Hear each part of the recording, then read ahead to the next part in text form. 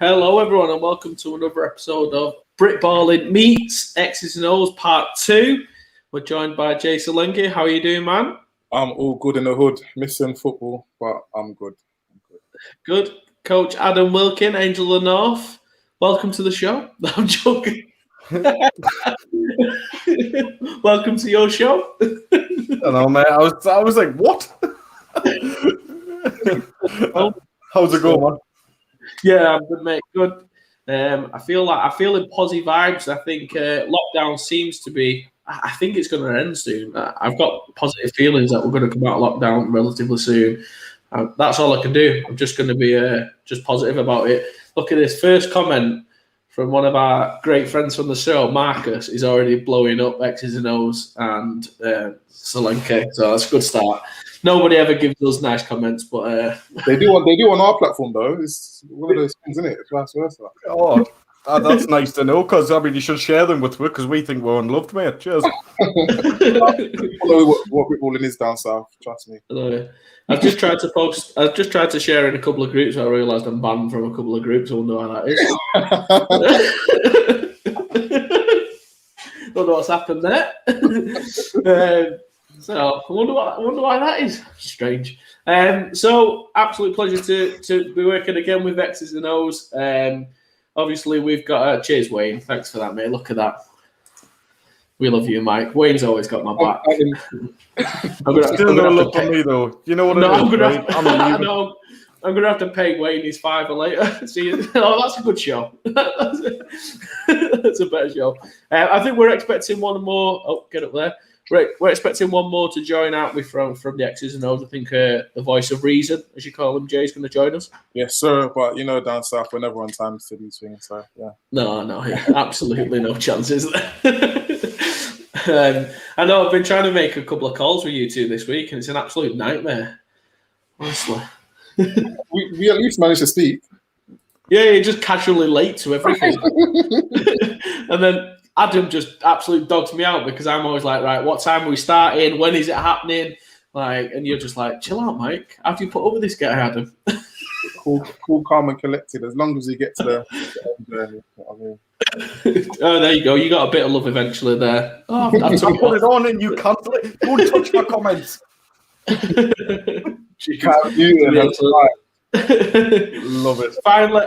And then obviously look at that perfect timing. Late as ever, but still always worth it. How are we doing, G? I can't even begin to explain, man.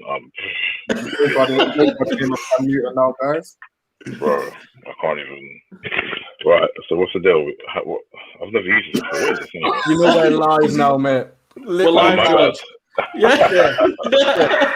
I mean, 20 minutes late, mate, but we're live. Don't worry. Life of a parent. What can I say?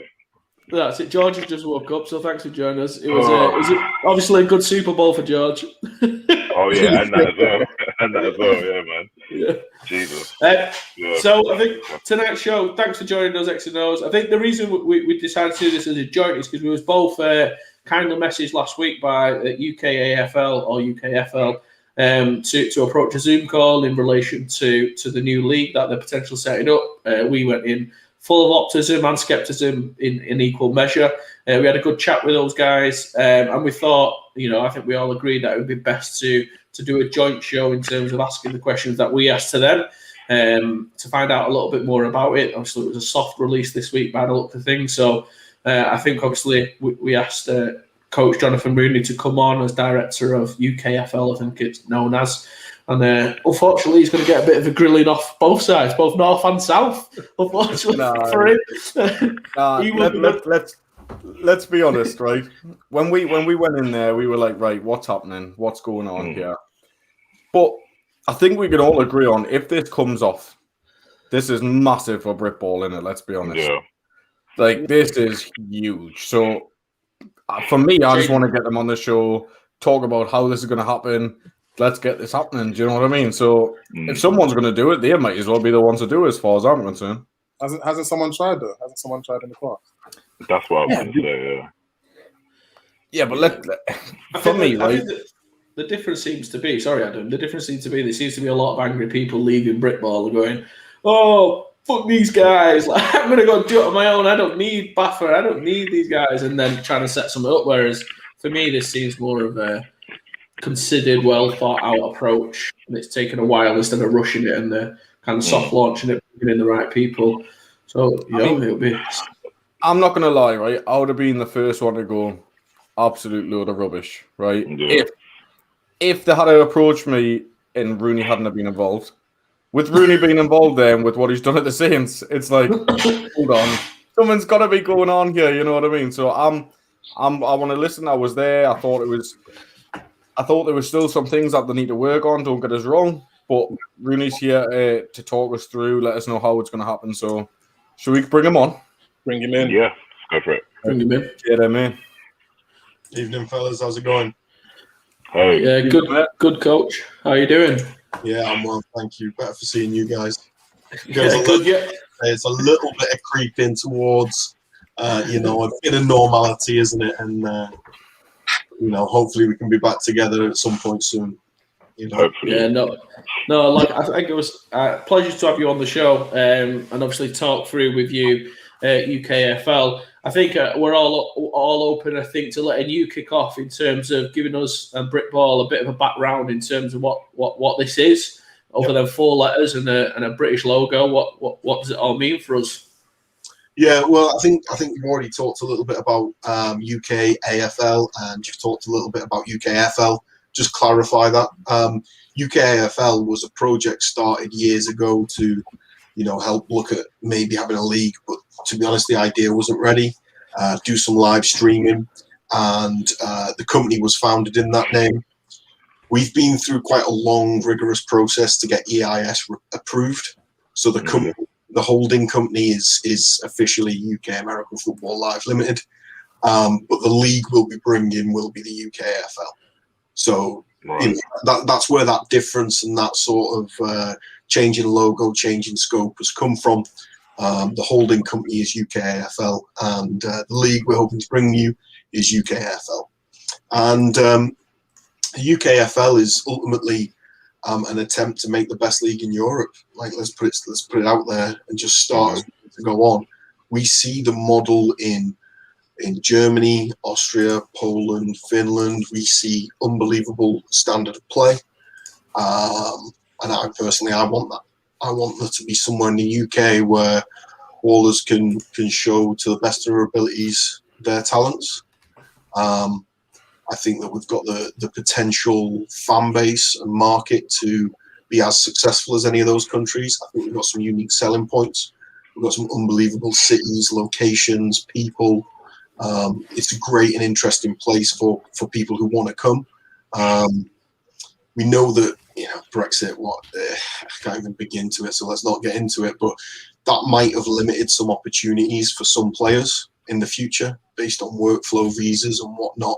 We're not sure how that pan out, and actually I'm kind of hopeful that gets sorted, but we want to have a chance where we've got a GFL of our own, where there are fans, there are stadia, there's merchandise, there's high-level play, it's being streamed, it's on TV.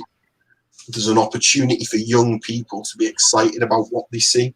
And, I'm a big believer is if you can see it, you can be it, Right now, young ballers have to watch someone somewhere else doing it. Because there are great UK teams, there are great setups, and there are fantastic challenges and clashes between these teams. They're not frequent enough.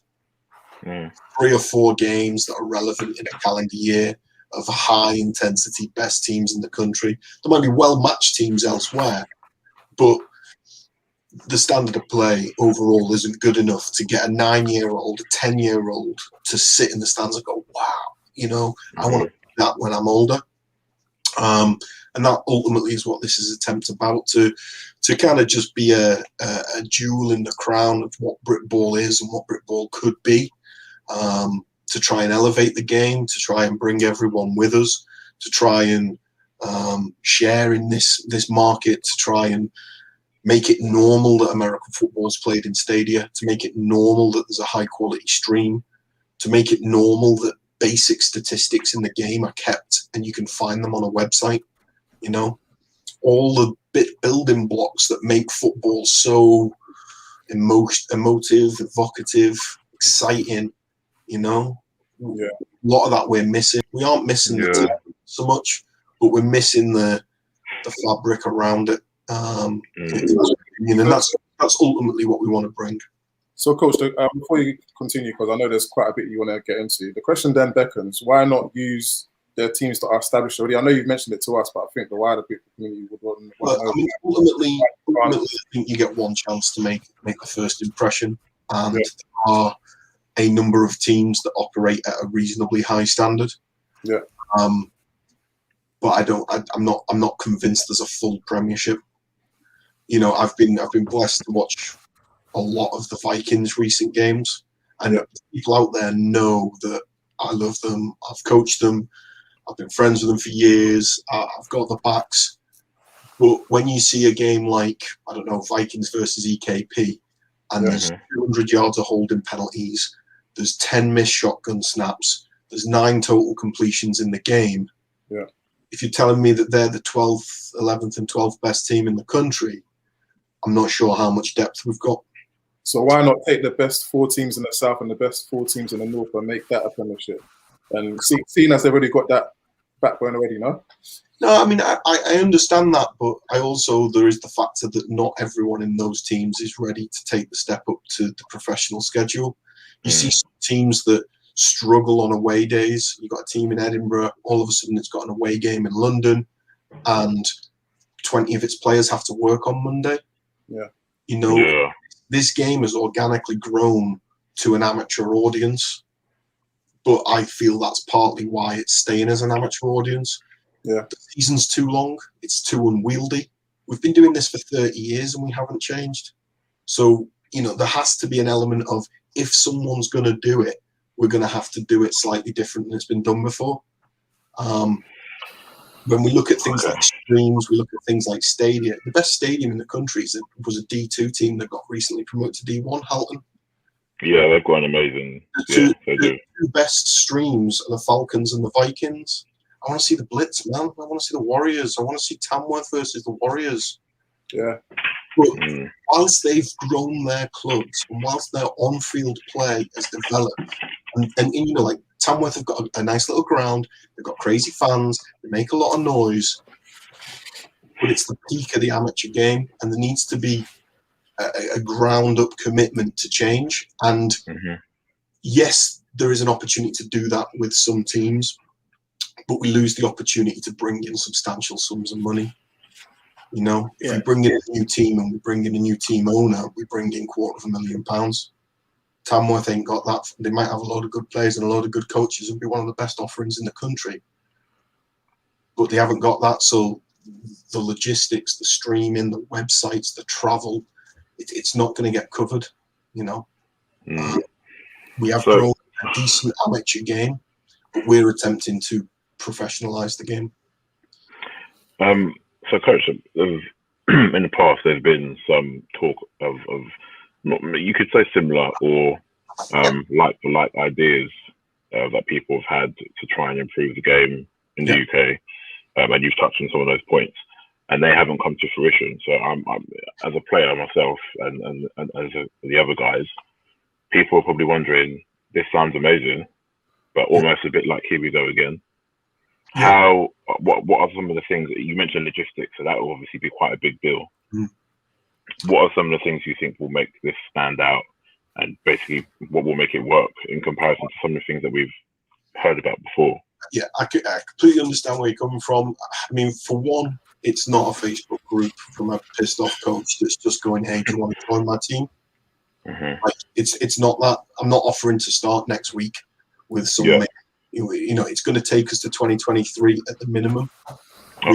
We have fundraising things to do, and we have investors to find. We've got some deals signed, we've got others not, but we've already got an equipment partnership in place. We've already got a national travel sponsor in place. From day one, we started. We first spoke to BAFRA about 3.5 years ago as UKFL, and it wasn't right. And then the new CEO comes in, and the new board comes in, and they want to professionalize. And it's not signed, sealed, delivered yet. I'm not going to be a Boris and say it's oven ready and here we go. We're talking about it, and we're trying to say, actually, if you need us to change our model to fit into your 10-year plan, let us. Because actually, I for years have resisted the call to join one of these groups. Quite a few people see me as a good coach with a decent amount of like business, mathematical sense, and a bit of nous for that kind of work. I've long said, no, I'm not getting involved. I'm not doing it. Right. And it was only when this project was fully laid out to me that I finally said, actually, this can be a goer. One of the big aspects is because I believe in the financial plan. If you check any previous group that did this, find out if they were EIS certified, which is a government high-risk entrepreneurial investment scheme. It takes a year, 18 months to get it. You have to go through certain things, and the government has given us that blessing that angel investors can invest in us tax-free. They can use their tax funds to invest in us. That's a huge step that shows that we've been around. You know, we've got a bricks and mortar headquarters. I mean, I know that sounds really easy for a startup league, and partly it's because of Mick and his business dealings, and he owns a business centre. Yeah. But we would have liked to have done last week in the boardroom. You know, we have our meetings. We can try and allay people's fears a little bit that we have a financial plan that we believe in. And I'm not the finance director. I'm not the specialist there. You know, football operations, but we do have a plan we can believe in, or that I can believe in. I wouldn't be here if I wasn't believing in. Okay. So what is that? What is that plan? You know, can you give us a quick kind of step-by-step guide, elevator pitch to what this plan looks like over the next couple of years to get us to 2023 first kick of the game? We've already raised low to mid 5 figures of investment. Okay, and in the last 6 months or so, very early doors. Our pipeline is heading towards 6 figures rapidly, and we're if you compare that to the entirety of Britball's income, we're already a significant factor that hasn't been done before. We need to raise about £1 million to do this properly. But you know what? We're not BSing around that. Yeah. If we don't raise £1 million, we're not going to be able to do it to this standard, and we might have to go to 6 teams or 4 teams. We might have to scale over the next few years, and this is why it's kind of a soft launch. We want people to be aware. We want people to be able to approach us and help if they want. Get involved in different aspects of the game and the league. But essentially with EIS funding, there is hundreds of millions of pounds in the UK invested in EIS schemes. It's essentially, rather than paying your tax bill, if you're a high net worth individual, you can give the money to an entrepreneur company, receive equity in exchange, rather than just giving it to the taxman. Like, investing in EIS, if you qualify, just is a no-brainer. All you now have to do is convince people that our project is better than what else is out there. The EIS project. And we don't actually need you don't actually need to be better than all of them. You need to we need to be better than the bottom 1% of them to get it. So there is a ton of stuff out there. And sorry, I'm just getting used to all these questions coming up on the right. I get them. I'm also a little starstruck here, guys. What we'll try and do there, Rooney, as well, is the questions for anyone's asking the questions. We'll try and, because there is a lot going to be coming in. If you want to talk, and then we'll just try and break and give you them, and we'll collate them and maybe do the last 10 minutes going through some of those questions as it were. Because there's a lot going on. You can read the side, you can see our reactions, and I get that. So don't worry too much. And I've probably got like 45 minutes left. We talked about this earlier. I'm more than happy to come back. I'm more than happy to collect questions, clarify. The first thing that you guys posted, there was a great question asked, and we just went on our website and changed the FAQs. It was the easiest way of doing it. We actually thought, you know what, this is really valid feedback, and let's go on it. So, So the financial plan, look, Mick's had a lifetime in financial services. You know, we have an element of, there's an early investment deal where the equity is absolutely great. There is a later deal which is aimed at these angel investors in the EIS, and there is also kind of like a crowdfunding element of it. So if you all your GME stock right in time, you can also become a league owner as well, you know, if you've got diamond hands and you've been holding that investment. But that sort of stuff where we want to be open and honest, and that's again why we have this soft launch. We want people to be able to go, I'm not sure I can trust this, I want to talk to the guys. We've been talking to a group of people in the game we loosely call ambassadors, you know, the people that have seen the business plan, and I can say, you know what, actually I'm doing this right now, but speak to my guy who played at the club that you used to play at, you know, they can share some details with you. So where we're at the moment, so just so I can get my head around and maybe help everyone else in the chat get their head around it, we're at, what you're looking to propose here is a semi-professional or professional league with 8 teams, roughly regionally split across the UK.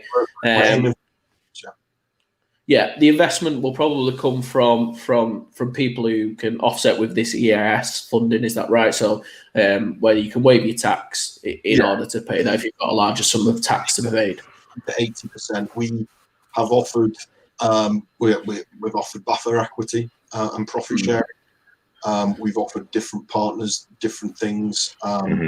There's an opportunity to get involved, you know, with the crowdfunding. There's going to be, you know, percentage of equity set aside for those guys. It's not like reward crowdfunding. It's not like you give us a tenner, we'll give you a hat that costs £3. It's the tenner, we'll give you 0.01 of a share. You give us we'll give you, you know, you give us 1,000, we'll give you 1%. You know, like it's equity based crowdfunding. Not like a Kickstarter or whatever. So the bulk of it will come from EIS investors. And to be honest, the league, to run this to this standard, we're going to need like a budget or turnover of about £4 million a year. But we need about £1 million to be able to get it up and operational for things like tickets and merchandise and streams to start to the cycle. Obviously, it is high risk, but that is the nature of EIS investing. Like, you can't get EIS status if it's not a high risk. This is a government scheme trying to let people like us make a difference in people's lives. Out there to support entrepreneurs. So,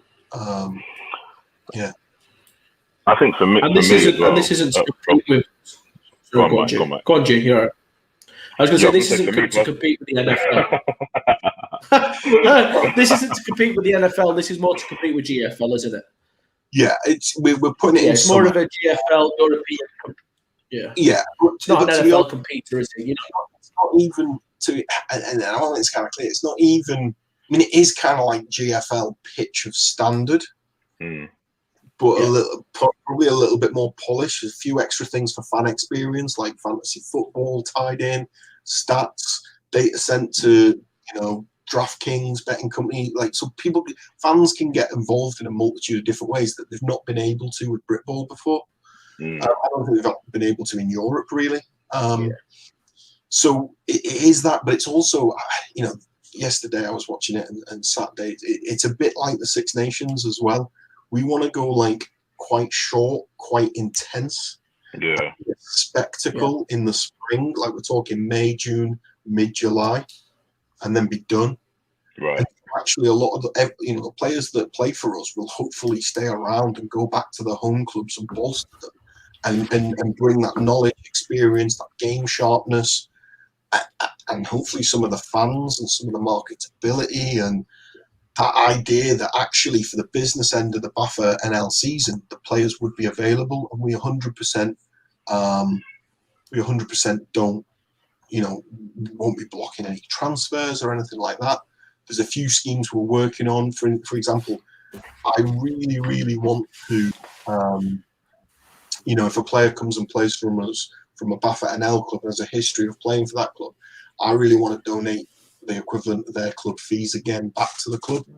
I don't think that's a big ask, but it's at least a gesture to say, you know what, for this 3 months you're away from your club, let us at least help financially, so maybe you can get that venue that when some of those fans comes back, they want to stay around. So it's almost like that relationship between the Six Nations and your Premiership rugby clubs. It's a short, sharp, intense experience that people can get involved with, and actually bolster the British game. Yeah, I mean, for me, Coach, I was going to say, so I can't knock anyone who tries to, improve the state of the game, and I think, anybody in the country will probably say the same. We've screamed for improvements and this and stadiums and technologies and fan experiences and for years. And like I mentioned earlier, we've heard rumblings from other sources and things haven't come to fruition. So firstly, I don't think anyone can ever knock, anyone's attempt to try and do better for the game of Britball. I think probably now is a good time, guys, to pop up some of these questions because there's quite a few. Let's go from the top. So we've got Lucas, who he basically said the league with Britball community and GFL level of play would be king. This is the thing. I mean, Britball's been around for a while. It's been at the point where it was sponsored by Budweiser at one point. I mean, I know people who we used to play, and they used to fill out Wembley Stadium. The good old days, as they call it. And it does make sense. Like we have the talent in the country. We have the guys who can get it done. And I think, did you mention imports at one point? Yeah, I do believe. Yeah. Again, I've been up with the Durham Saints. You love it or hate it, the scholarship model has dramatically changed the landscape of British University American football. Most of the detractors are people who haven't had that experience of playing alongside them, and quite often they've been beaten in a club. They had a group of guys and they thought they were going to make it, and then all of a sudden they got whacked by just imports and thought that. But having seen the way that they improve our people's lives and outlook and physicality of the game and the way they act around the facility and stuff, I do believe in import players. I do believe in. It's not going to be utter chaos. I want quarterback play improve, and I'd love to get to a point where our 8 coaches can pick 8 British QBs and back themselves to throw 40, 50 times in a game. But right now, there probably aren't 8. That's just right. Yeah, we might have to bolster it there. Some imports, some British players. The big difference between the British players in this league is that there's a few different tiers of contract we're looking at, with the top one being roughly the equivalent of the GFL. That isn't limited to any nationality. That's open to all. It's up to the coaches to decide who gets those. Yeah.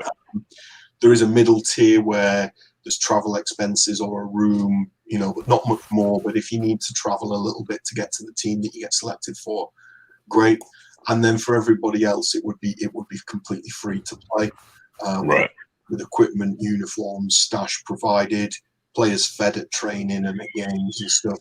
So it should be completely free to play, which hopefully removes a barrier for a few people who start it, like it, but don't get caught up in that. Oh, it's £300 fees, £1,000 kit, etc. Will be imports. Okay. Got a few more. We've got another one here. I think you said a team would need around 250,000 to run. What is the minimum investment a club/official would need to make? Okay, interesting. Yeah, on screen now, as you can see. I think the team cost is closer to about 250, 320, depending. Okay. Because different locales have different wages. Yeah. Etc. But roughly around 300k a team. Also it's good for that sort of question. I mean, as much as I don't think you can really answer that until we get set in stone where these teams and things are going to be. And do you know what I mean? So I'm not going to push you for an answer on that specifically. You guys, when you're ready, feel free to drop that. I think I can answer both at the same time. We've got 2 teams that are extremely interested and ready to sign, and there's agreement in principle, and some of them are even happy to go into either of our model. We are exploring a model where you pick up a franchise for a franchise fee, and we use that money to form the investment of the league. Okay. To be honest, it'd be about 250 grand franchise fee. So you're talking a high level investor there. That's a similar model to something more like the IPL, isn't it? Where you would buy a franchise and then, so it's that kind of thing. I get that, yeah. So that's where that 250k comes. My preferred model is the central model, which is the other model. But if we went to a franchise model, I would prefer to find 8 of them ready to sign and go all 8 franchises, because there's some dramatic company changes. But we are planning for both. The other option is to centrally raise the funds and use a central holding company to pay a lot of things like players' wages centrally, so that we can guarantee a quality of contract, a quality of insurance, a quality of where they live, how they're treated. We want this to be the best import player experience in Europe. And that was import/player experience, like full stop. The insurance is going to be better, including stuff like loss of earnings for injuries. Yeah. We absolutely, players and coaches are central to our ideas. And if we can raise the £1 million from angel investment, we'll go with the central model. If we don't feel we can do that, we'll have to look at franchising. There's pros and cons to both, and we've got people interested. We've got people just like, I want in and I'll do either. And we've got people interested in one, we've got people interested in the other. And it's going to take a little bit of time to iron that out. In terms of team, where they are, again, this is a soft launch. We will launch the teams as I would say autumn, late 2021. Okay. So the map on the video was just a map to get people talking. Of course, yeah. There's going to be a team on the North Kent coast. Mad respect to all the people in Kent and whatever, but there isn't going to be one there, most likely. Unless you know an investor in North Kent who wants to hit me up. Interesting. Okay. But it's that type of thing where, the XFL's coming back, for instance. Yeah. We know where the teams are, but if you cast your mind back a few years and you remember the launch and the hype of the logos, what are the cities, we're going to be going through that kind of story arc to build up interest over time. And we still have to sign, the last teams and completely nail down the business model. But the conversations with like Premiership rugby clubs, League One and League Two football clubs, NFL executives, like there's different people from all over who are circling already because we have got some things right.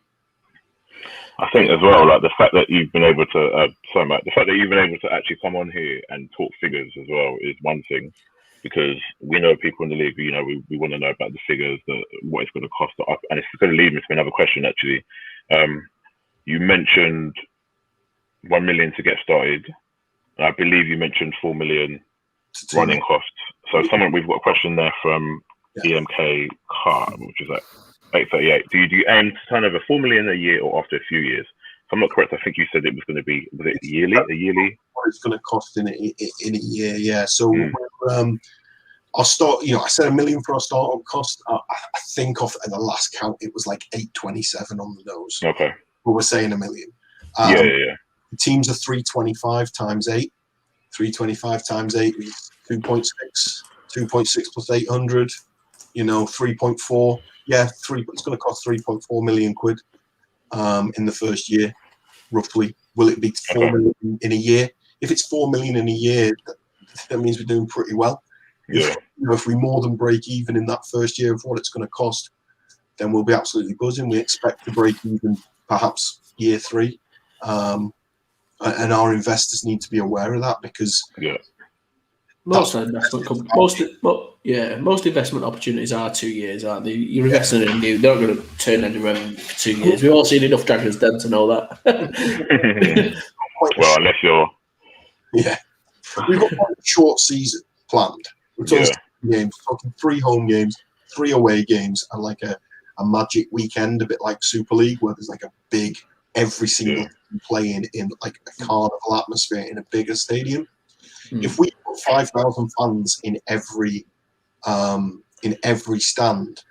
We will be expanding the league. We will be fully funding Great Britain. We will be fully funding JAG-TAG and its youth endeavours.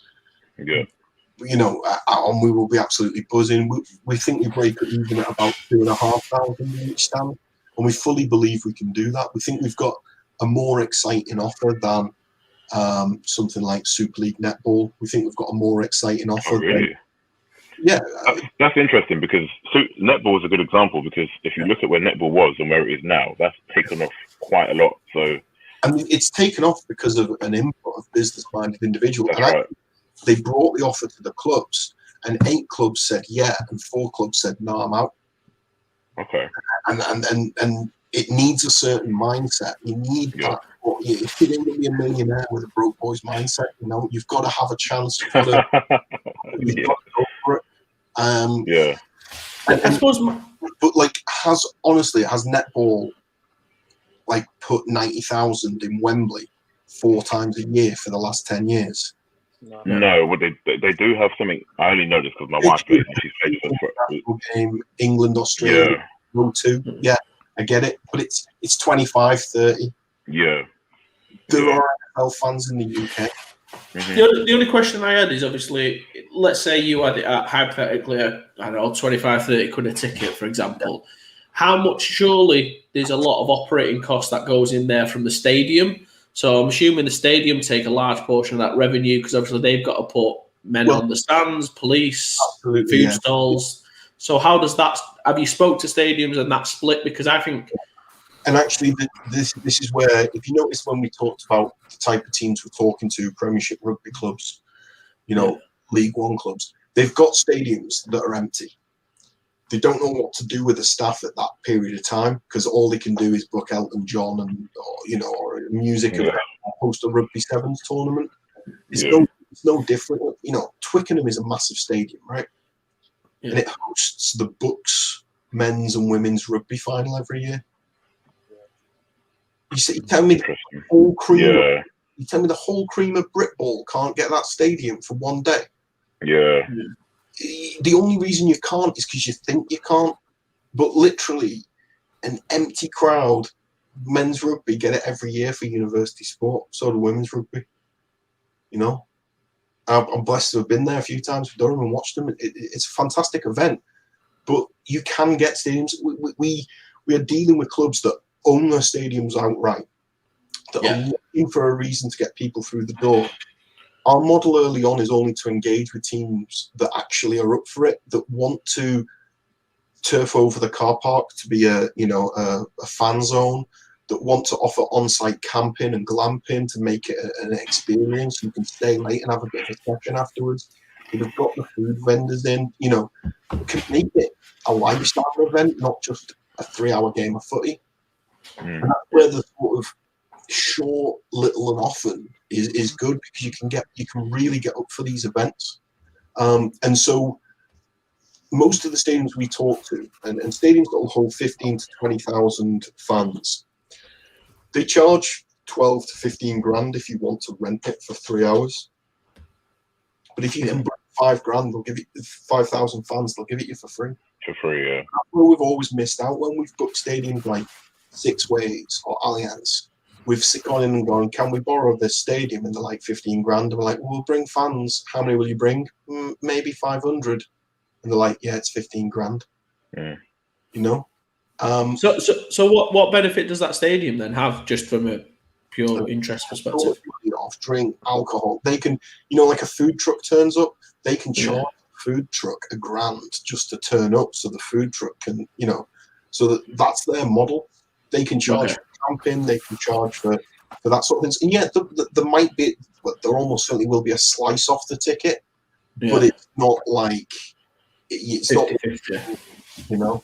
If you've got 5,000 fans paying 20 quid a ticket, you've got 100 grand.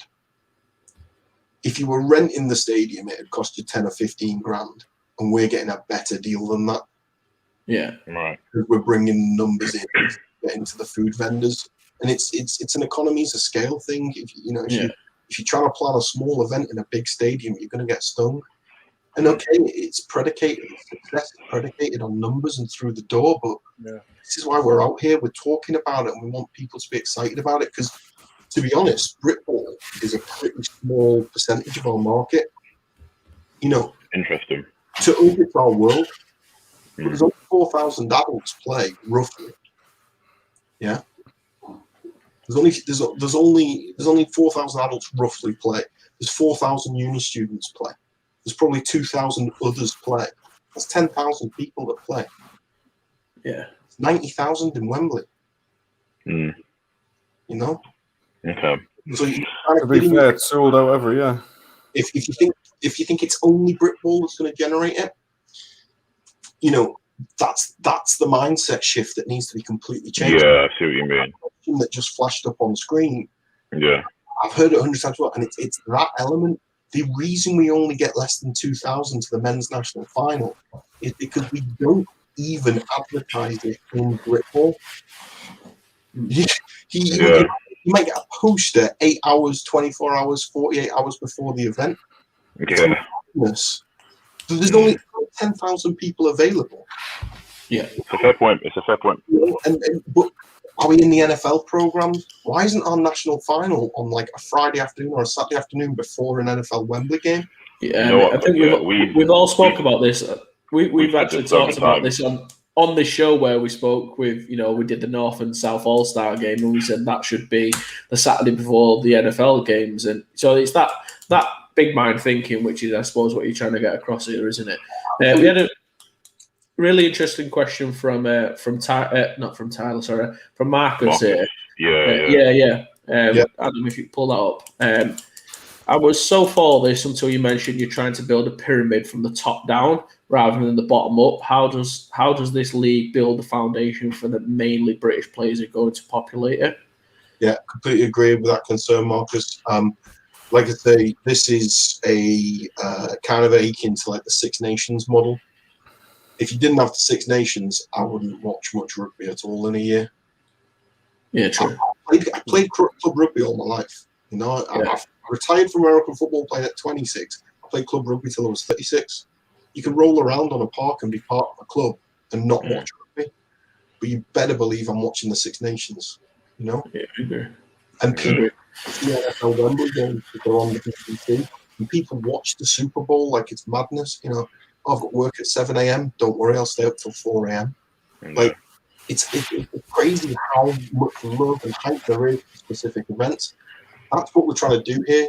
There is another part of it where, first of all, we talked about releasing the players back to their home clubs where they can bring experience, knowledge from paid coaches, professional coaches, where they can bring maybe workout routine, extra intensity in practice. They've been operating at a higher level.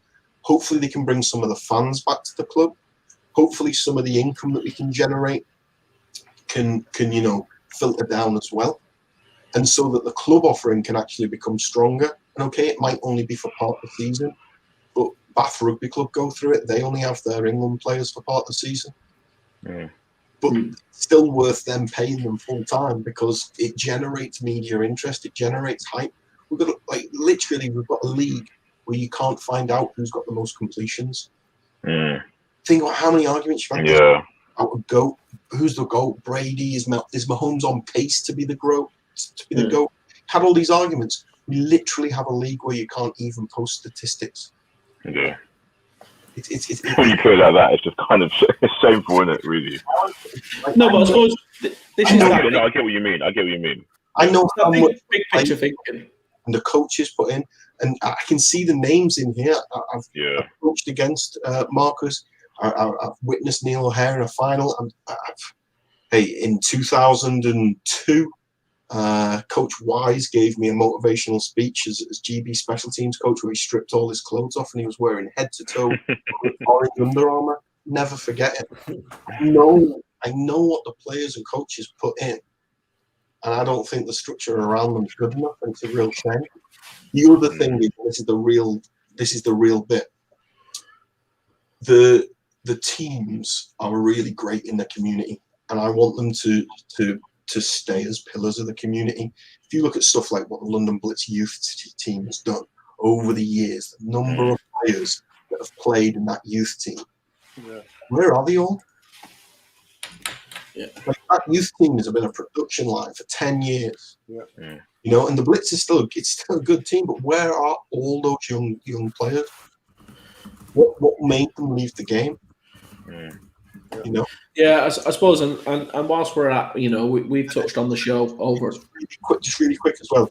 We also think we've got a place in the sort of 9 to 13-year-old age group, alongside programs like Black Tag, alongside programs like UK Dukes, of making kids' eyes go wide open to the game, to be excited about players, to be able to pick them for the fantasy team, to be able to get trading cards, to be able to go on the website and argue with the mates who's the best QB, who's got more yards, who's got more TDs, to create an interest.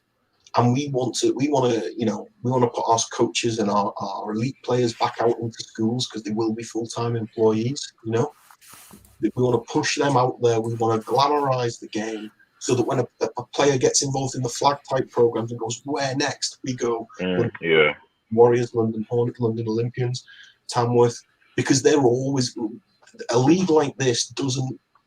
It can't be in the communities, like deep in them. Yeah, and I think the real nature of this, and I think we have to admit, this isn't. You've said Britball, whilst it's a massive part of it, it's not necessarily just for Britball, is it? This isn't for Solanke to get paid a contract, and that's no disrespect to Solanke. And we joked about it pre-show, or myself. It's not. Look, you're going to be targeting the best players in the world. That's the whole point of this, isn't it? Which is American guys, American head coaches. German guys, German head. The whole point of this, realistic. Let's be honest. To get the best product, it's not having me playing offensive line for him. It's not. Do you know what I mean? That's not the best product. The best product is to get the best players. We've got to keep an identity of the league.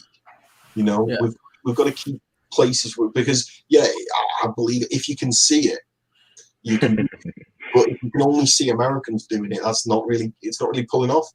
But we're not going to get to a stage where we've got 5 American offensive linemen, but we may get to a stage where we've got 1 and the other 4 learning off them every single day and finding the craft and encouraging themselves to become more balanced, more athletic. Well, it's just naturally going to pass on, isn't it? That high level coaching. Look at the German. I'm assuming that German team, the German American football national team, wasn't as good as it probably is now because of the GFL. The big powerhouses in European football usually have pretty good professional leagues attached to them. That's not a coincidence, right? Yeah. Here's an example. So I had a player on a scholarship at Durham called Saitu Smith. And Saitu was a £210 safety from Harvard. All right, rock star smart. Harvard's officially D1, but it's not really powerful. They're really good football players.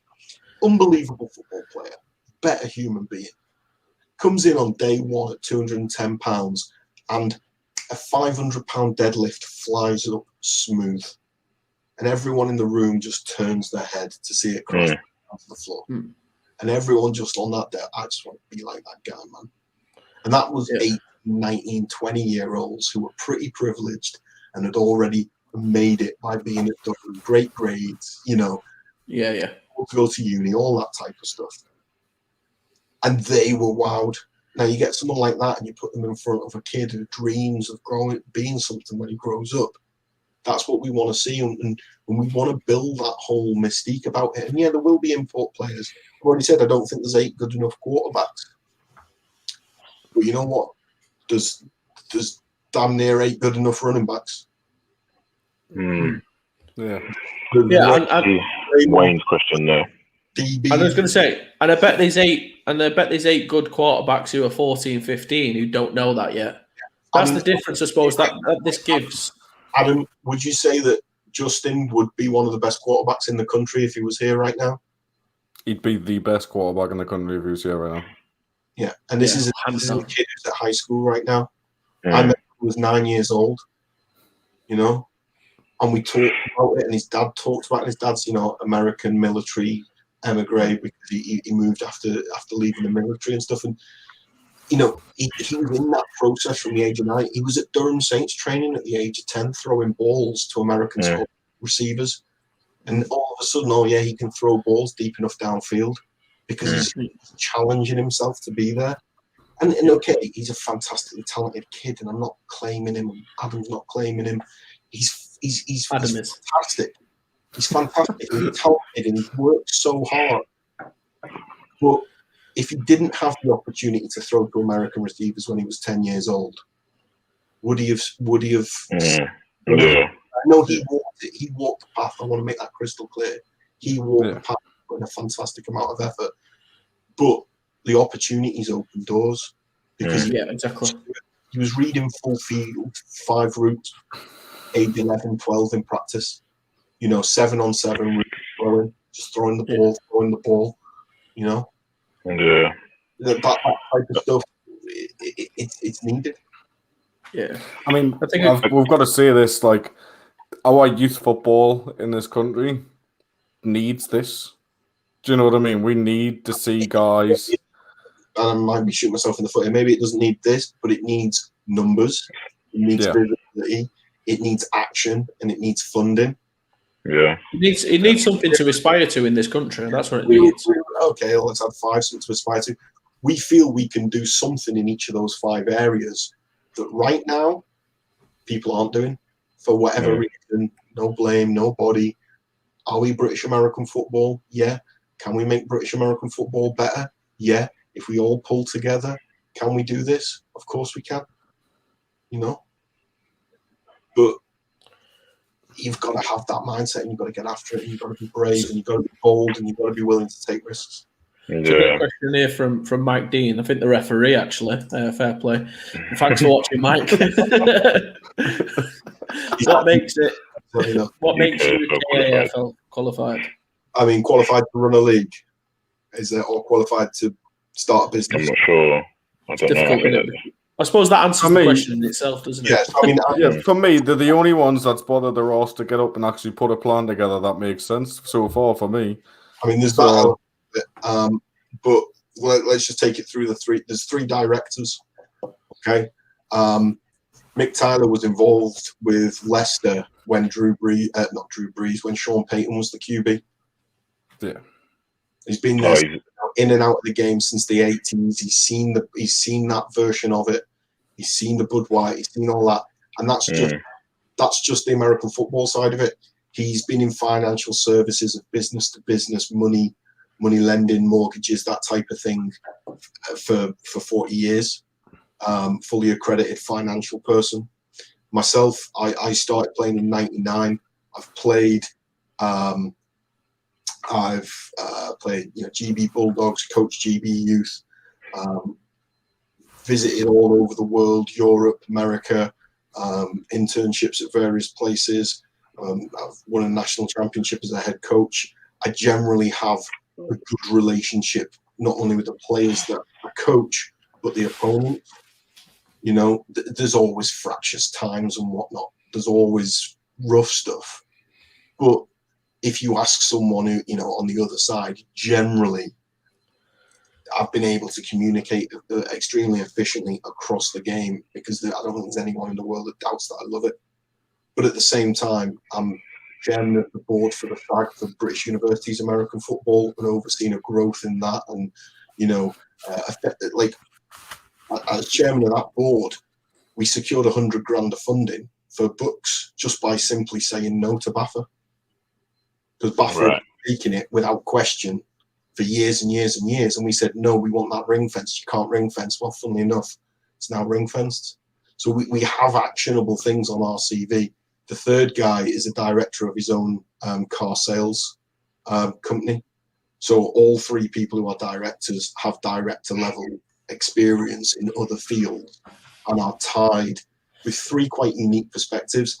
Mine is always playing coaching on the field. Mick has always been the business model behind it. He basically created and ran the Vikings, and within 5 years it was relevant. Never reached the top, but it was relevant. But he secured £50,000 worth of sponsorship for a club like the Vikings so it can stream.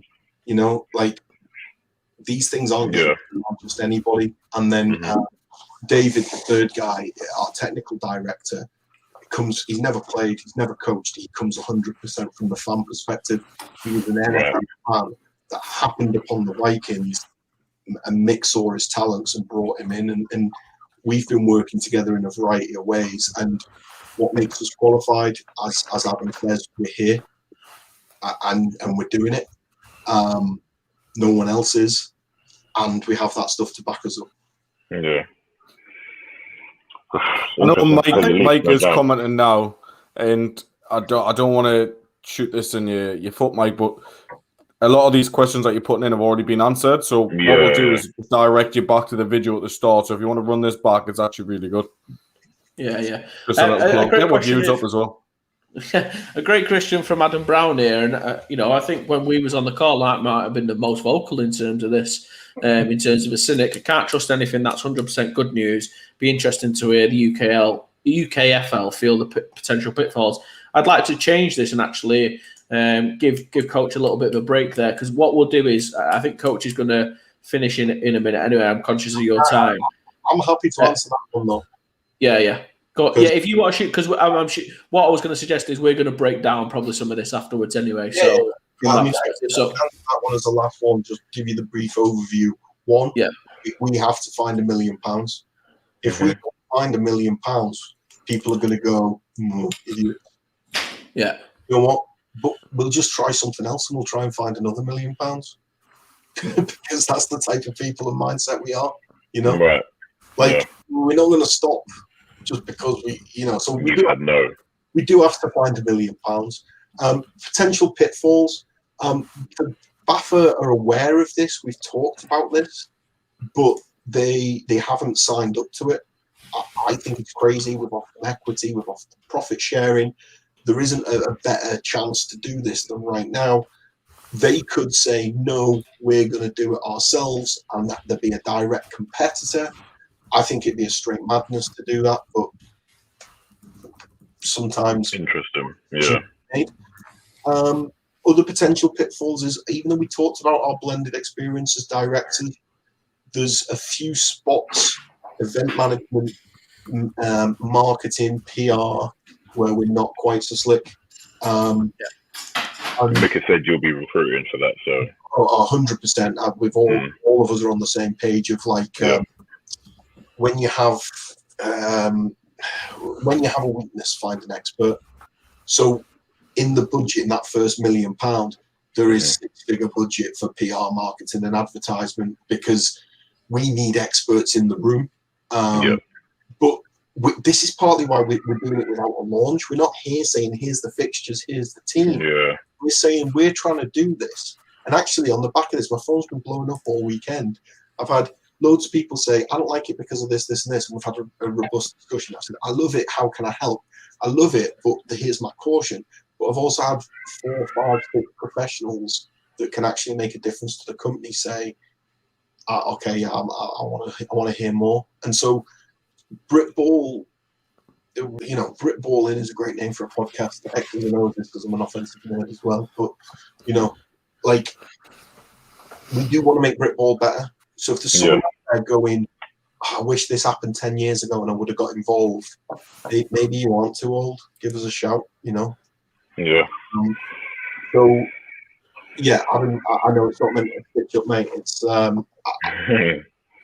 I'll be honest, there are pitfalls. We've got to generate the money. We've got to find the right way to sell this to those people that go to Wembley and love American football. Over 20 million people have watched Sky NFL broadcasts at some point. We've got to find them. The international game set out pretty well, so up off the ground. Decent. UKFL previous come from that streaming background as well, so TV deals would be the single biggest factor of this as well. We are massively proud of that. We tried as a need, we went for it, and then we found that there were issues, and we were like, you know what, if we wanted to solve this issue, we'd have to do this, this, and this. And then if we wanted to solve that issue, we'd have to do that. And by the time we'd figured out all the different things we'd have to do to make it as good as we wanted, we were just like, we're going to have to start again. Yeah.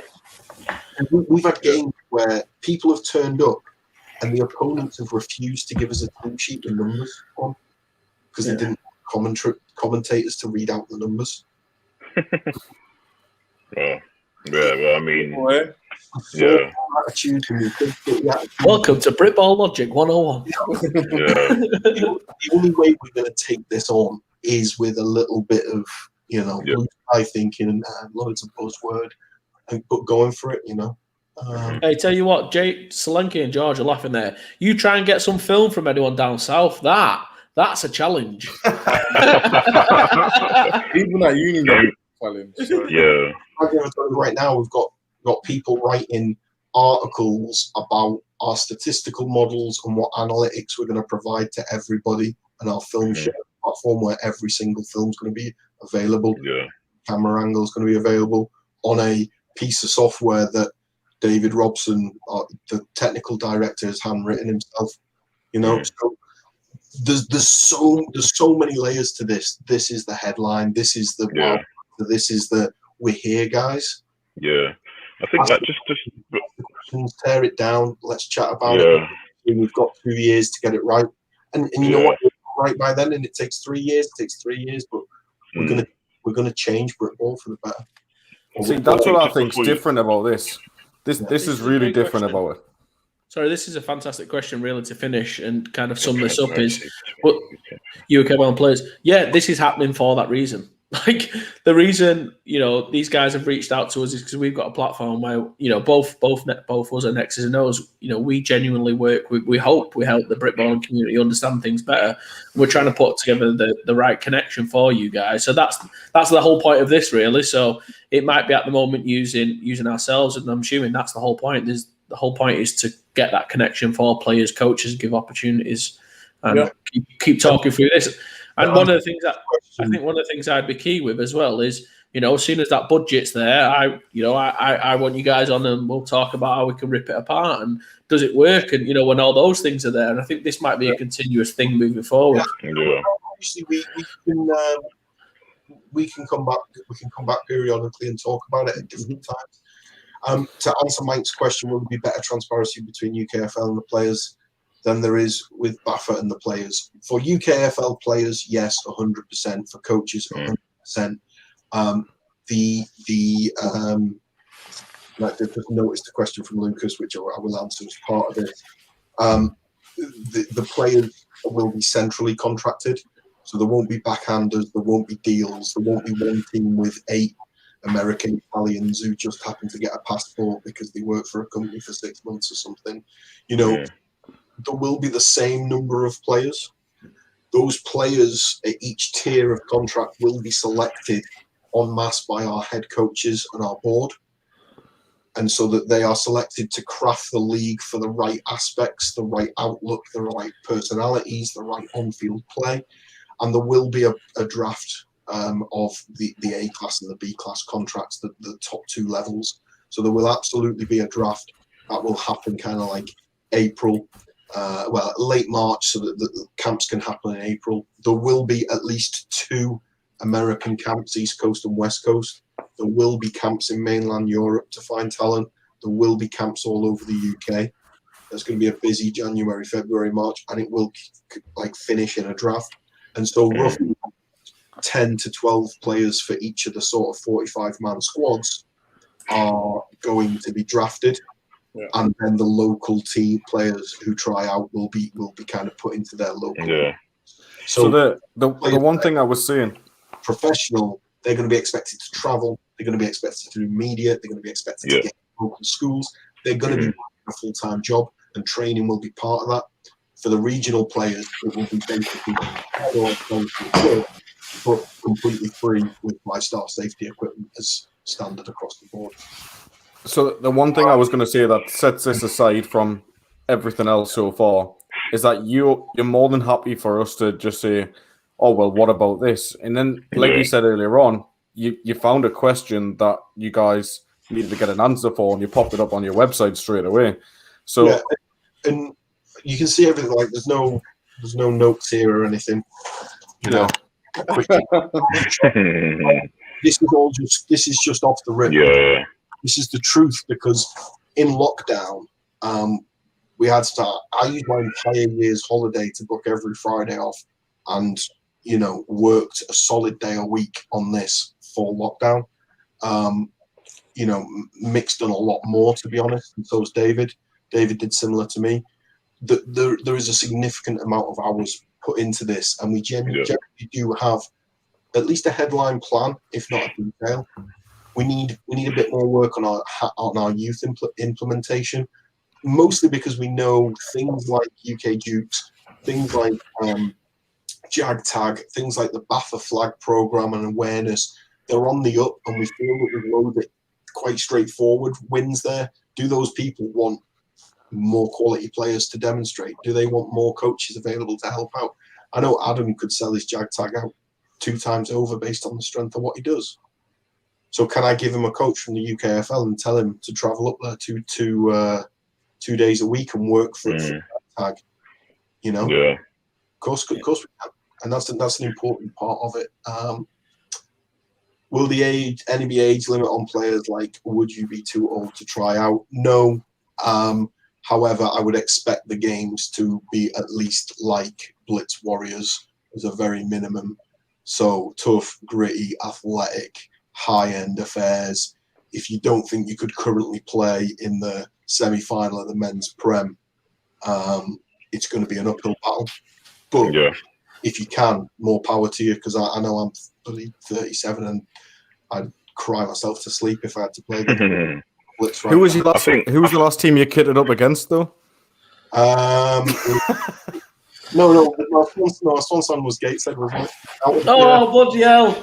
What's that? What's the time, guys? 1 hour 15 into the show, Gateshead and Trouble Road Glade. I think, Coach, before we let you go, but I think in essence the main message here is you guys are trying to do something for the sport, right? Yeah. Nothing ventured, nothing gained. So it's all well and good. Everyone's going to have questions, and that's the fact that you're able to sit here with no notes and just put your face on camera and actually answer some of these questions. So obviously, there's been loads, and we've not been able to get through them all. But the fact that you're able to do this and commit to probably doing it again in the future says a lot. It's early days. My Facebook is Coach J, one word, space Rooney. Tag me in the comments if people want to add me and get at me and talk about this in a reasonable manner. Cool. You want to send me weird stuff? Don't bother. if you want to talk about this, or you think you've got something to hit me up. My email address is real simple and real easy to find on the university website that I work at. Like, if you've got a business idea, if you've got a plan, if you want to be involved, if you want to be a food vendor at one of our grounds and you need to know because you want to plan for it, because you make the best bratwurst in the country, like we are doing this out of a love of the game first and foremost. We're a limited company. We're for profit. We want to put some of our profits back into the game. We want to put some of our profits specifically into the youth game. We want to use some of our profits to improve insurance, safety, pay, structure, stadia. Yeah, we do want to make a profit. Yeah. We would love to do this full time, but I'm currently approaching sort of high middle management at one of the biggest universities in Europe. Mick's a director of I don't know how many companies. David's just bought his old boss out of their company and is now a director of his own company. Like, you're not doing it just simply to make money. You actually understand the power of making a little bit of money so you can put it back in and grease the wheels again and go again and build something that we can all be proud of. Mick says this bit best. He used to get the pleasure from being there on the sideline, the cut and thrust and knowing the guys, and that's probably what we all get our pleasure from. But right now, he has to go. He's a big LSU fan and a big New Orleans Saints fan. He has to fly 4,500 miles to go to a game and sit there and truly feel like a fan that's part of something that's, super emotive and super valuable. And he connect with New Orleans to do so. There's people in the UK that won't drive to Birmingham. And if John Wise wants to sign up, I'll sign up for one last time. Personal protector, let's do this. Just put it out there. I'm never getting Kit on again.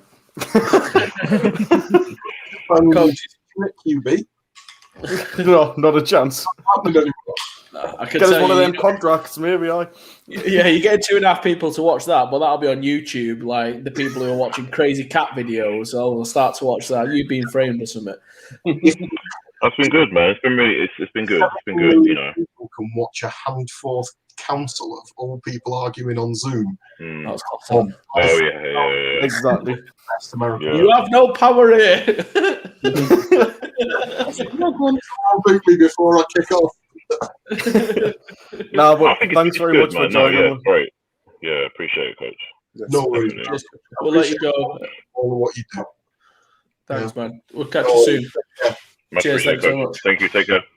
Thanks, Coach. Take care. Well, All right, well, we've got a bit of digesting to do there. Right. So, how are we deciding? We're going to take 5 minutes and then come back? yeah, that's a good shout. Let's do that. Yeah, we'll take 5 Yeah, minutes, so- come back, and then we'll go through some more of the questions. If any of you guys got, actually, we do have a little bit more. We was fortunate enough to get the full breakdown the other day on the call, so we can hopefully answer some of them, and we'll just chat some.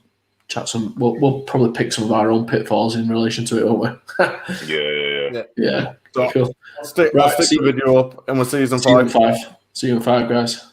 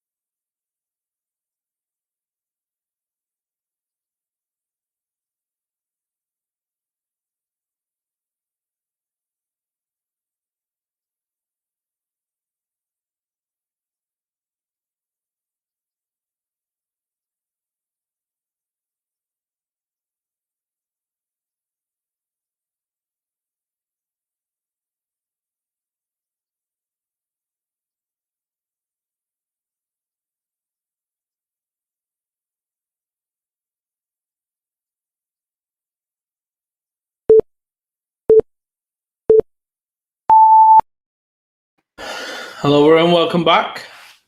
What's happening? How are we doing? What's happening? How's it going? Nice break. My phone's popping off, man. Your phone's popping off. Yeah, loads of questions. Loads of questions. We'll attack to see what comes in the comments.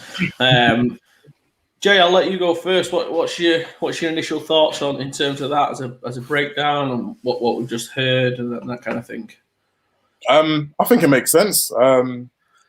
I think there's room for it, and I think the fact that someone's willing to take the chance is what we're after.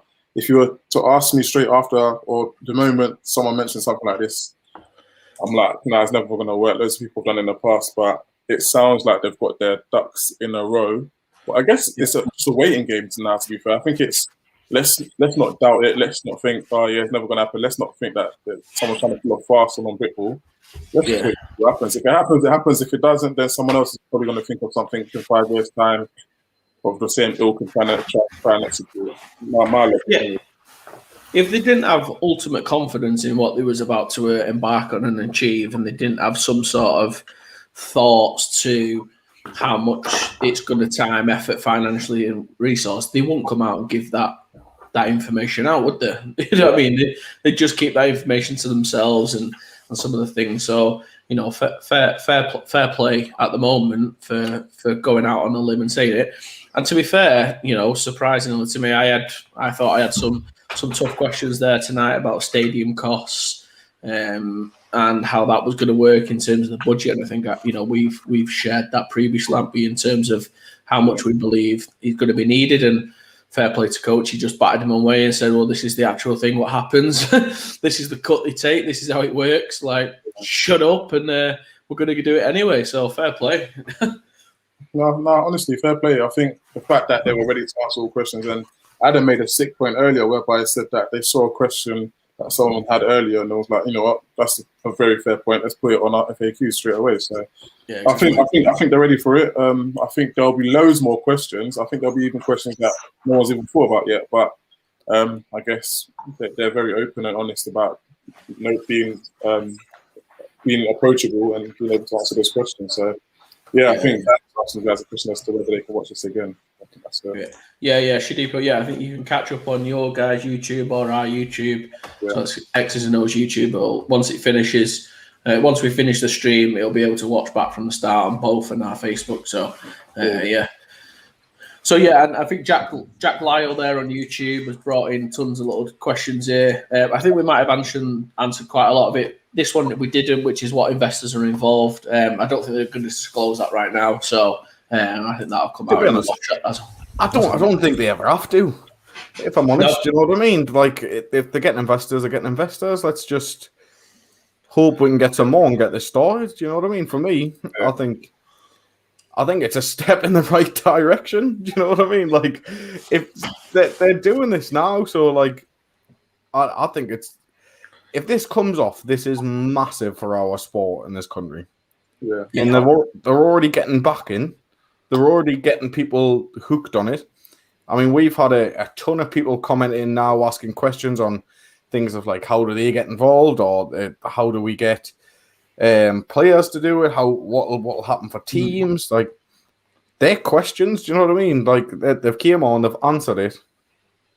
And I think the only way this doesn't work for me, and it's not even the money side of it. I think unless they have to get the marketing right on this. I think they're doing the right thing right now. I think to get the bums on the seats of that game, the marketing and you know, I put that to them the first time we spoke, and they've on record gone out and said it's not our strength. We need someone to come and do that. Fair play, you know, like that. That's exactly what we ethics with investors that happen. Yeah, I get that, mate, and I do, Jack. I understand that, but realistically, I think if you've got a question for them, fire it over at them. I'm sure they'll answer if they can't. Do you know what I mean? Obviously, there's some things that they won't be able to disclose at this moment in time, but if you've got a question for them, fire it over. I mean, it's UKFL.net. I'll put it back up in the thing here, UKFL.net. Me typing with cold hands. I've just been out in the snow there quickly. So that's it over there. So I mean, you can go on there. They've got an investor video as well on the website. They've got partners and sponsors up there. Yeah. This is a good question. Do you expect any of your franchises in the UKFL to be able to compete with professional European teams in the future, whether that be exhibition matches or league? I think from my understanding from our chat that we previously had with him, it's unknown because obviously they want to be the best league. And I think if that fits an extra games, the problem you've got to say is this a relationship with BAFA or is it a relationship with Europe? Because any extra games in that regard would go into the BAFA season, which they're saying they want to work with BAFA and our league. So they've got a fairly tight schedule it is. So it's a great question, but I think the problem is obviously it goes into the BAFA season. Then I'd rather have those guys back playing for us than seeing them play against the best in Germany. Who knows if that was a game that could be organised in mid-December or something like that. I'm sure the top teams in there would want to challenge the medal, but I'm also guessing they'll be the same guys playing probably at the early stages, some of the best players in the GFL. If they can find a way to play in both leagues, why would they not? Yeah. The fact that they've come out and also said they don't want to put a strain on our National League program that's already set up under BAFA, it's great. I mean, they've said it's a shortened league. It's going to be like a quick fire league. You get all the shows and promotion from it. It's going to drive people to the National League program, and then if they're good enough, they can try out for this the year later. Yeah. Do you know what I mean? I think the key was that they have the big pitch thinking. They've got a long way to go there, but the fact that they're thinking that way, for me, shows that it's a good step forward in terms of where they want to go, what they want to achieve. I know there's probably a lot of guys in the NFL Academy, a lot of guys in Bristol who this is music to their ears because it gives them a chance to think, oh, well, I don't have to think about going to play in Germany and I don't have to think about going to live somewhere I don't want to. I can live in my own country and play this sport professionally. I mean, there's a question there's a statement that I'm going to say now that when you think about it, it's completely true. So all these guys that are watching NFL, okay, over here or wherever they're coming from. So they come from all over Europe anyways to go to Wembley. Mm. And when you watch NFL on telly, it's in English, right? We're English. Do you know what I mean? They're going to be at the stadium. They're going to have the commentary on it. Watching the YouTube videos or however they're going to stream it, if it's telly, YouTube, whatever. You're going to be watching in English. So our audience is made for this. Yeah. I mean, I'm on their website now. In their partners, they've got Zenith, EP, Howard Snaith Travel. Sponsors, they've got Lynn's Cards, Fox Independent Financial Services, G Sport, Playbook 5. And I mean, that's just to name a few that I've just found on their website now. Yeah. So this is up and running. Yeah. They're definitely taking the right steps and they're walking in the right direction. Again, like I was saying earlier, it's just a case of executing now, to be fair. I think if they can get to that million mark that they're saying that they want to, and they're saying that they're not halfway there, but on track to get there, then, you know what I mean, let's give credit where it's due, and fingers crossed if we can improve our sport, then why not? I think we've both said in the past that we'd love for some elite level competition or league to happen in the UK, whether or not that's BAFA or a separate entity. You know what I mean? It needs to happen to take us to the next level. So I'm not going to lie. I said this before, right? If that had just come to us with a random bunch of guys, I would have been like, yeah, this isn't going to happen. Do you know what I mean? But because they've got Rooney on there, we wouldn't have had this show, wouldn't even have happened. No. But because Rooney's on there, and I know that when he turned up at Durham and he said, right, we're going to win the championship in X amount of years, and then they went and done it, it just shows me he's the type of guy that's got the drive to see this through. Yeah. So, to be fair, and obviously there's two other people involved in that, and Rooney did say that, Mick Tyler from Anderson is a fairly savvy and understanding businessman. The small interactions with the other chap, sorry, his name escapes me. Dave, he seems to know on the technical side of it. So like I said, the one thing they have to tick off, and I will go back to it, is the marketing side of it and making sure that that's fit for an investor. Yeah. At the minute, it's not like, it's not there right now for you huge investors, I don't think. I think you've got a lot of sharpening up to do and things like that. But the best thing they said on that full thing, mate, is if they're not going to pretend to be an expert in something that they're not, if they need to develop something, they'll get someone in to do it. And that, for me, that's what you need, isn't it? Like, if I can't do it myself, I'll get someone else to do it. Yeah. Do you know what I mean? And why has no one done that before? Yeah. Do you know what I mean? For me, that's smart. Like, come on. Like, if I want to build an extension on my house and I can't do it, I'm going to pay a professional to come and do it. And that's exactly what they're saying. Yeah.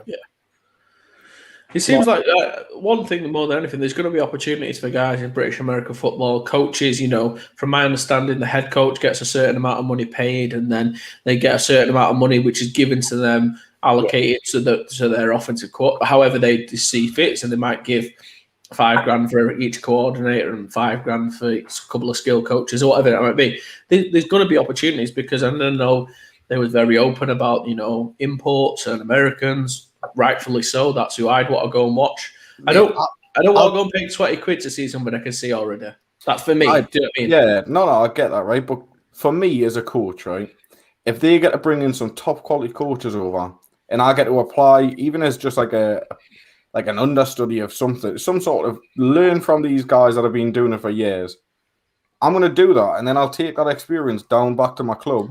Yeah. Which, if none of you know what the club is, it's Gateshead. Just thought I'd shout that out.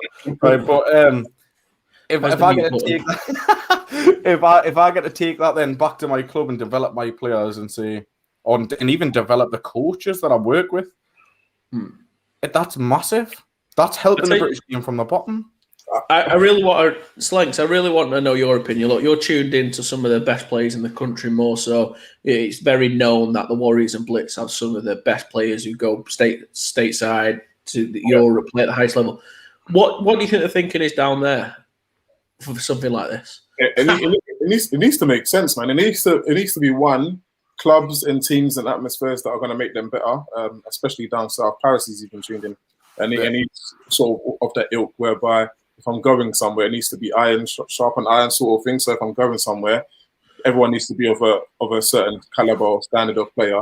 And on top of that, you have to remember these guys want to make a living of what they're doing as well. Not only do they want to make film, because not all of these guys are going to be CFL or NFL caliber. Yeah. So if they're going to play in Europe, they're going to Europe to earn some monga, not just an experience. When you get to sort of my age, it's not just about getting film and trying to go out to CFL anymore. It's about trying my best to make some money out of a sport or something that I enjoy doing. So I think it's two things. I think it's a case of having to of improving as a player and also keep being paid. If the money is not right, then people are just going to be like, why don't I just go to GFL then?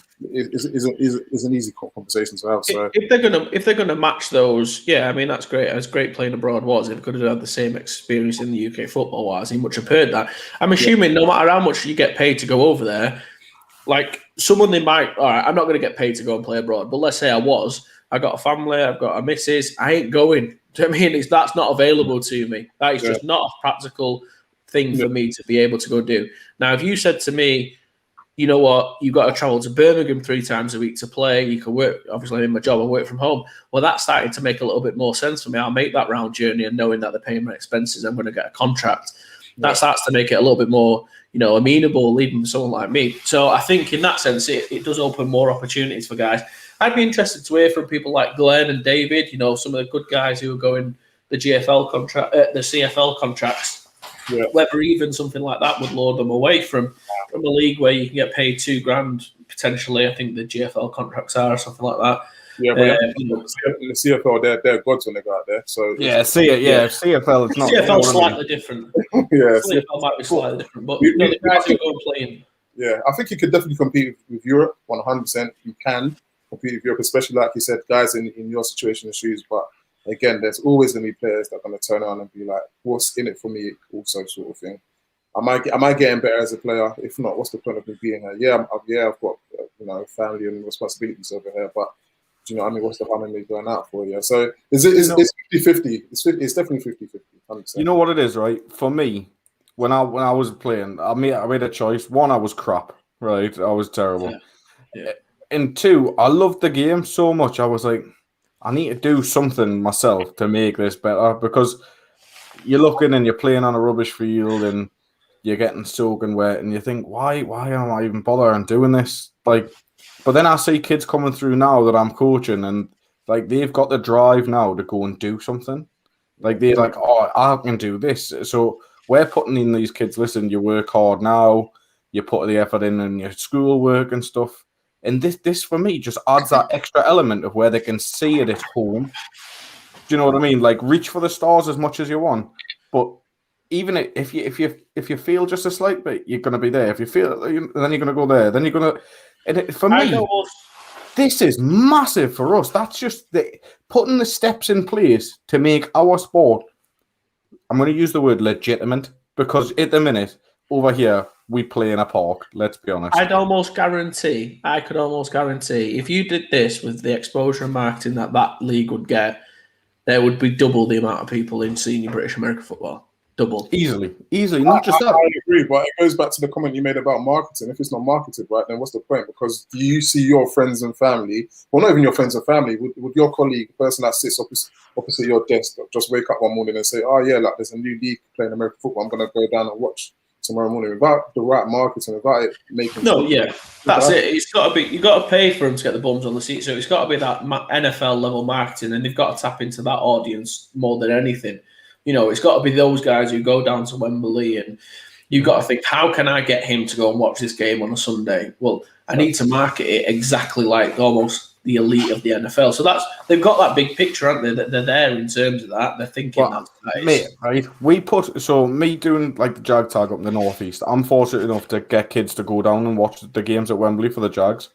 Now, when we sit on a bus at 5 o'clock in the morning and we're driving down the motorway so we can get to Wembley to watch the game, do you know how many other buses and cars and things we pass driving down that road to get to London to watch those games? And you get to the game and you're like, oh, we drove 6 hours to get you. Oh, we drove 4 hours to get you.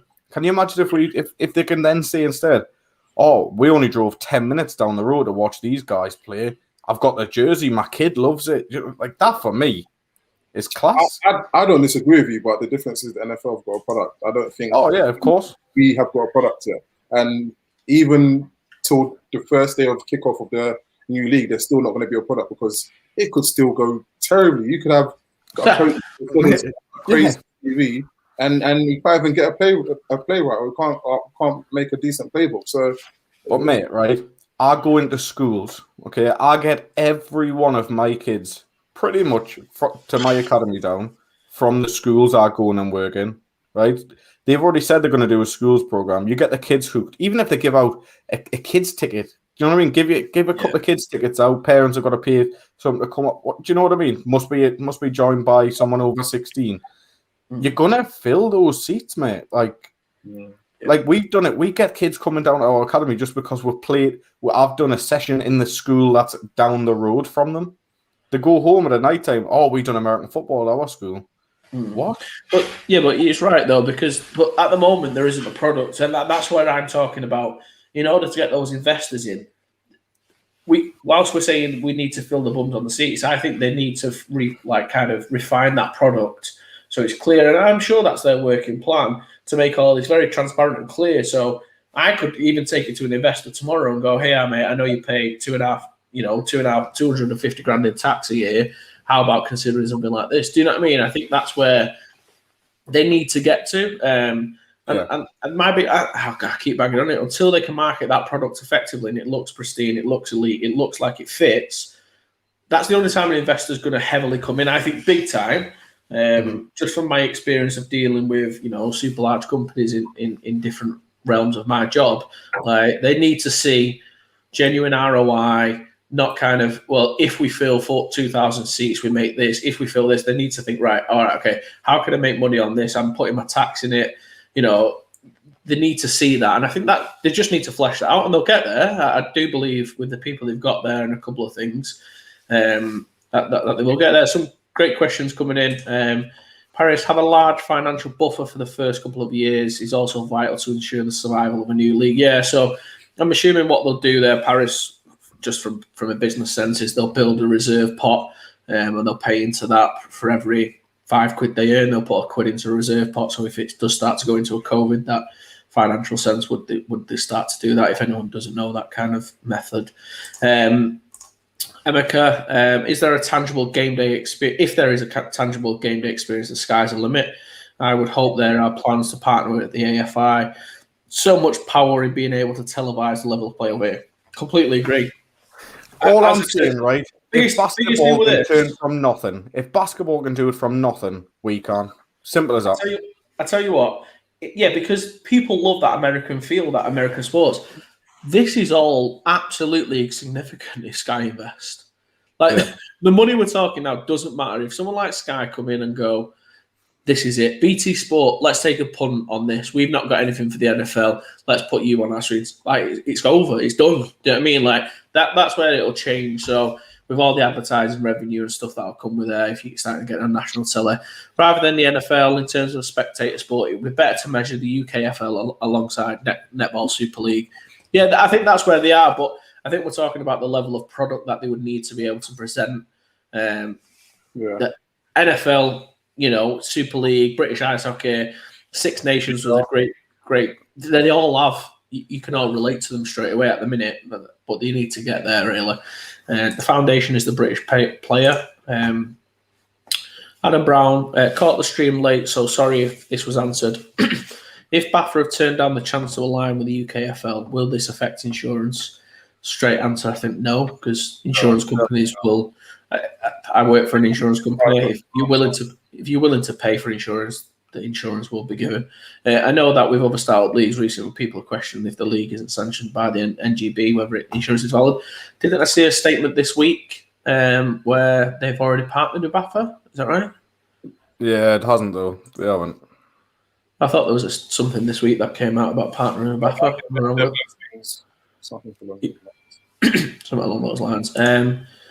If an investor is losing 50% of their money to the taxman, he would give it. He would give it if he's going to have an ROI, and that's where it's tough to see if the money's going to be. Yeah, but if you give 50% to the taxman and you give 50% to something, you're losing it anyway. But I suppose, you're not paying your tax. But I'm sure you can't give the full whack anyway. I'm sure there'll be a way of doing it. The insurance question, they'll have their own insurance that covers the private medical cover if a player is off work. To be fair, you can purchase that fairly easily for fit and able athletes. Great question. I'm going to put to you, Solanke. Where could this potentially all go wrong? If there's no money. Yeah. If investors pull out, if there's no money, if they can't find investors, if they have to go down the franchise route as well, I think a lot of investors might be like, okay, then here's the money for my team. Do you then have to go back to the investors and say, well, your 250k is gone down the pot. You need to invest more into your franchise, or do you know what I mean? There's so many, in my opinion, there's a lot around the financials. Yeah, I think the risk, and then I think a really good point about the ethical investment. I think one of the things that kills this is a huge investor who has bad ethics and he's in illegal. But I think of things like this, like Formula One, where they go to court and they're wanted in their own countries and stuff. So I think that happened last year. So that kind of, I think it was Force India had it previously, where that's a massive scandal, and that surrounding the league and that stink would be probably a massive pitfall that might drag this and a big investor pulls out. But from my understanding, from what they're saying, the investors is only to start it up. Yeah. I think once you started up year 2 and year 3, the revenue from sales and people being there, people buying the merchandise, I think will start to operate the game. So that's where the investors will start to see a return on investment. If you can start seeing a return on investment on your tax, it's an absolute no-brainer of an investment. So all they've got to do is prove it for 2 years. Good point. BBC Sport have put BAFA games on their platform. Onside work with BBC and BAFA to help make it happen. BB have said that BBC are looking to put more games on the platform. Yeah, there we go. Well, we had Nat Coombs on the show for our special, and he was saying it's not going to be long until this happens anyways. Do you know what I mean? So if he's on the likes of ESPN and things. Yeah. Do you know what I mean? It's not going to be long. Yeah, see website UKNFL for clarification on a BAFA relationship. Again, Jack, no specific team owners apparently. It might be, but I think they want everything centralised. But Jack, by all means, if you've got a spare 250k, I'm pretty sure they'll help you out. Drop it in. Oh yeah, if I find 250 quid, I'm taking the Manchester team. And there will be one. If I'm paying 250 quid, if I'm paying 250 grand in tax, I'm not playing American football, I can tell you that. You'll never see me again in this sport. I'm not that nice of a person. Red Bull loves the sports sponsorship. Yeah, that's true. Sponsorship as well. Yeah, I think one of these, as soon as they start getting bums on seats, year 1 and year 2, all the sponsorships with Budweiser's, all this. I mean, the massive one is all the betting sites, isn't it? That's where the money will be coming. The fact that they've mentioned that, and the fantasy market in America is absolutely unbelievable. You know, Danny King's, I think it's Danny King's, isn't it? That is big money. DraftKings, sorry. So, you know, one of those, I think it would be really good. Have you got a phone number? I think that's for the BBC. I've got a phone number. DM me, mate. Have you got a phone number for the BBC? No, just a massive lot of cash. Go on for that. Might be at the back of the Turkish kebab around the corner from my house, but cash, right? Exactly, cash. I went into an Indian a couple of weeks ago to pick up my takeaway. The guy had 2 Rolexes on. I thought, this is a cash dealing den, this. He's not just selling curries here. He's putting in these boonders, I'm sure of it. Right. You know what it is? I want to play the investor video. Do you want us to do that? Just so people can see. Cool beans. So we were showed that video, and I just think it would be nice for. I'm probably going to have guys from now, anyways, guys. So if you play that investor video, I'll be off on the other side. So, Jay, thank you very much for joining us. I'll tell you what. Cheers, Jay. What we'll do. Cheers, mate. Thanks very much for joining. No. What we'll potentially do then, Adam, if I think people want to see it, and then we'll play the video and come back and wrap up. So here's the investor video. I think if it starts to lag, we'll share it on all our streams and stuff. So it'll be interesting to see what that looks like. Let's see if it lets us play it today. Is the sound coming through? That's what I want to know. No. Is it not? Right, we're there. Let me stop the screen. Give me 2 seconds. Love these technical glitches that we're having here. Right, let's try again with a bit of sound. Right. Share audio. There we go. Right, this should Live be TV, guys. Yeah, it's not live. Promise. The NFL. It's much more than just a game. It's about the culture, tailgating. It's about the teams, the fans, the experience. That's class. Oh, love it. Love it. Love the tintness. And guess what? As Brits, we love it.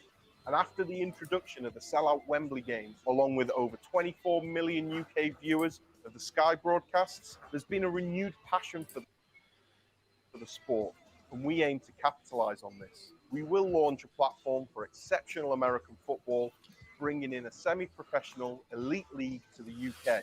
We are creating something for the millions of UK fans who want their own league during the summer months, with all the entertainment factor and polished broadcast format the NFL provides. To provide this, we will be offering a full range of opportunities to get involved in, from casual observers with season tickets to and including full team ownership. We want to bring this bigger experience to Britain and help build on a passion already here.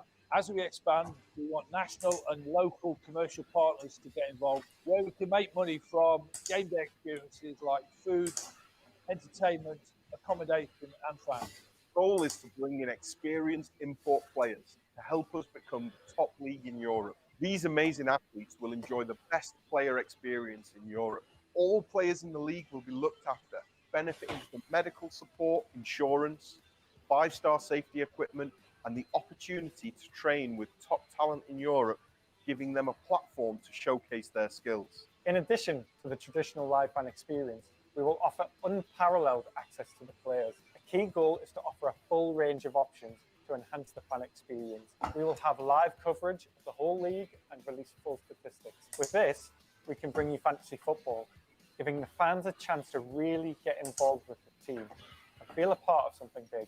We are going to create and fund 8 new teams from scratch, based around population-dense cities split into North and South conferences. All of our stadiums have been handpicked to be able to host an American game day experience with full catering, bars, and fan zones. We are providing a solution to meet a gap with huge market demand. We won't be competing against the NFL, but we are serving notice to the rest of the European leagues. There is nothing that comes close to the fan experience and intensity of American football. We see the demand and are ready to launch this league. Invest in UKFL and let's build something together.